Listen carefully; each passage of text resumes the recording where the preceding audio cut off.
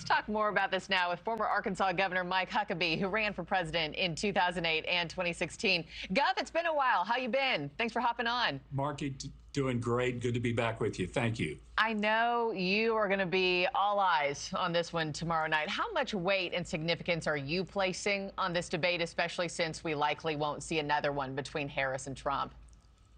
You know, Markie, vice presidential debates normally don't make a big difference, but it still is important. It's important because this is the person who's a heartbeat away from the presidency. I think the vice presidency is best described as being like a flat tire, or excuse me, a spare tire. You know, you're supposed to be all pumped up, but out of the way and kept in the dark. And that's kind of the way the job goes.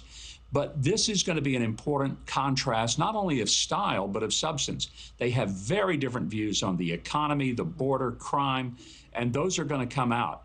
And I think J.D. Vance has a great opportunity to kind of expose the Tim Walz far left record. And it is far left. And he's going to have a hard time trying to explain some of those positions to the American people tomorrow night. Yeah. I also wanted to share, polling indicates that President Trump could use a really strong night from Senator Vance tomorrow. A recent AP poll found 42% of voters have a favorable view of Walz compared to 27% for Vance. I mean, Governor, you've been on this debate stage before. How would you coach Vance ahead of tomorrow night? What's his best chance at moving the needle and avoiding potential pitfalls? You know, Markie, what I would suggest to him is don't attack Walz, ask him questions. Rather than go after him directly, simply ask him, why did you support the idea of defunding the police? How come it is you support open borders? Why did you support putting tampon machines in boys' bathrooms? Ask him the questions, make him explain it. That's more effective rhetorically than it is to attack and have the person dismiss it like, oh, that's a silly question, or, oh, that's a ridiculous thing to say. Ask him the questions and pin him down on it. That's what I would suggest J.D. does. He's a smart guy. J.D. is certainly capable of knowing what to do when he gets there.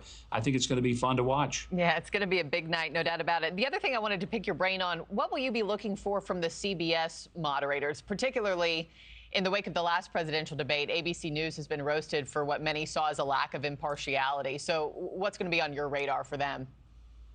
They need to stay out of it. You know, their job is simply to accommodate the candidates. If it were up to me, and I wish it was, we would never have moderators at a debate. The two candidates would stand on the stage. They'd both get a clock. They could ask each other questions. They could bring up the topics that they thought were important to the voters. Because I don't think the anchors who never put their names on the ballot, they ought to be the ones framing the debate, framing the questions, and deciding what the American people want to talk about. That ought to be up to the candidates. So I hope CBS does something ABC didn't have the good sense to do, and that's pull their moderators out of the debate and let the candidates go after it. That's what ought to happen.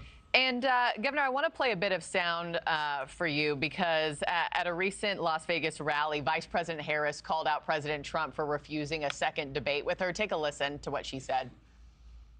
Their debate should not be the last word. I'm trying to debate Donald Trump again, and I think he should debate again. The American people have a right to hear us discuss the issues. And as you say here in Las Vegas, I'm all in.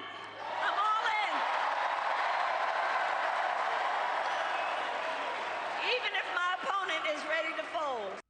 Yeah, Governor, I know you probably don't agree with much of what Kamala Harris does. Oh, and we may have just, oh, there you're back. Okay, I think we're having some signal issues, but I got you. Do you agree with her on this one? Do you think there should be a second presidential debate, sir? Absolutely not. Look, Donald Trump did two debates, one with Biden, one with the person who never got one single vote to be the presidential nominee of the party. The fact is, she would love a debate because she gets all the questions in advance and she gets to, have the help of the anchors. But here's a reality. 71 days since she's been the nominee, she hasn't done one press conference. If she's really interested in talking about the issues, why doesn't she come on your show, talk to you in the morning, and let you ask her questions? Thanks for watching, everybody. Go to joinnn.com to find NewsNation on your television provider. Also, don't forget to click that red subscribe button below to get more of NewsNation's fact-driven, unbiased coverage.